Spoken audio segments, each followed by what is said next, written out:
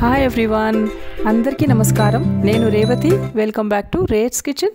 ఈరోజు వీడియోలో సీమ వంకాయతో పచ్చడి ఎలా చేసుకోవాలో చూద్దామండి. వేడి అన్నంలో ఈ పచ్చడి కలుపుకొని తింటే అద్భుతంగా ఉంటుంది. ఈ పచ్చడి కమ్మగా చాలా బాగుంటుందండి. అన్నంతోనే కాకుండా పుల్కా, జొన్న రొట్టెలతో కూడా తినడానికి బాగుంటుంది. మరి తయారీ విధానం చూసే ముందు మన ఛానల్ని ఇప్పటివరకు సబ్స్క్రైబ్ చేసుకోకుండా చూస్తున్న వాళ్ళైతే సబ్స్క్రైబ్ చేసుకోండి. లేటెస్ట్ అప్డేట్స్ కోసం పక్కనే ఉన్న బెల్ని కూడా ఆన్ చేసుకోండి. సీమ వంకాయతో చేసే ఈ పచ్చడికి ఈ సైజులో కాయ తీసుకున్నాను. దీన్నే బెంగళూరు వంకాయ అని, చౌచౌ అని కూడా అంటారు కదా. ఈ కాయకి చెక్కు తీసేసి మధ్యలో కట్ చేస్తే ఇలా గింజలా ఉంటుందండి. లేత కాయ అయితే ఇలా ఉంటుంది, కొంచెం ముదిరిన కాయ అయితే పెద్ద గింజ ఉంటుంది. దీన్ని తీసేయాలండి. గింజ ఇలా తీసేసి చిన్న ముక్కలుగా కట్ చేసుకోవాలి. ఈ సైజులో ఒక ఉల్లిపాయని తరిగి రెడీగా పెట్టుకున్న తర్వాత ఒక ప్యాన్లో 2 స్పూన్ల నూనె వేడి చేసుకోండి. వేడెక్కిన నూనెలో 2 టేబుల్ స్పూన్ల మినప్పప్పు, 1 టేబుల్ స్పూన్ శనగపప్పు, 1/2 టీ స్పూన్ ధనియాలు వేసి వేయించాలి.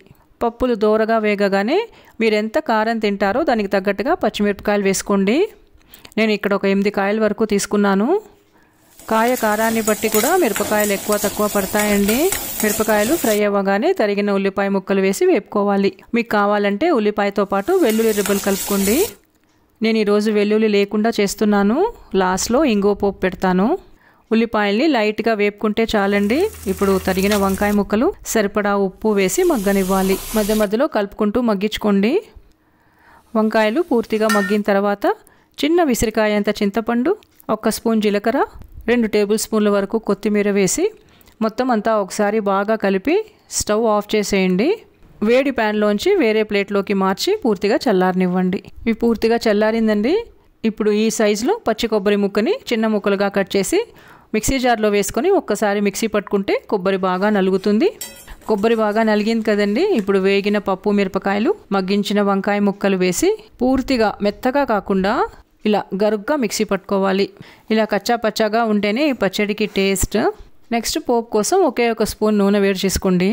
వేడెక్కిన నూనెలో చాలా కొద్దిగా మినప్పప్పు, ఆవాలు వేసి ఇవి చిట్లుతుంటే 1 ఎండుమిరపకాయ వేసి ఇది వేగిన తర్వాత 1/2 స్పూన్ ఇంగువ. పచ్చడికి ఈ ఇంగువ పోపు చాలా బాగుంటుంది. ఇవి వేగగానే 2 చిటికెళ్ళు మెంతి పిండి, చాలా కొంచెం, సూపర్ ఉంటుందండి.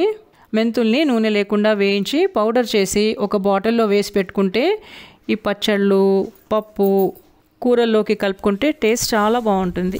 ఇప్పుడు ఈ పోపుని పచ్చడికి కలుపుకుంటే రుచిగా సీమ వంకాయ పచ్చడి రెడీ. ఈ వీడియో మీకు నచ్చితే లైక్ చేసి తప్పకుండా మీకు తెలిసిన వాళ్ళందరితో షేర్ చేయండి. మరో వీడియోతో కలుద్దాము. Thanks for watching and thank you for your time.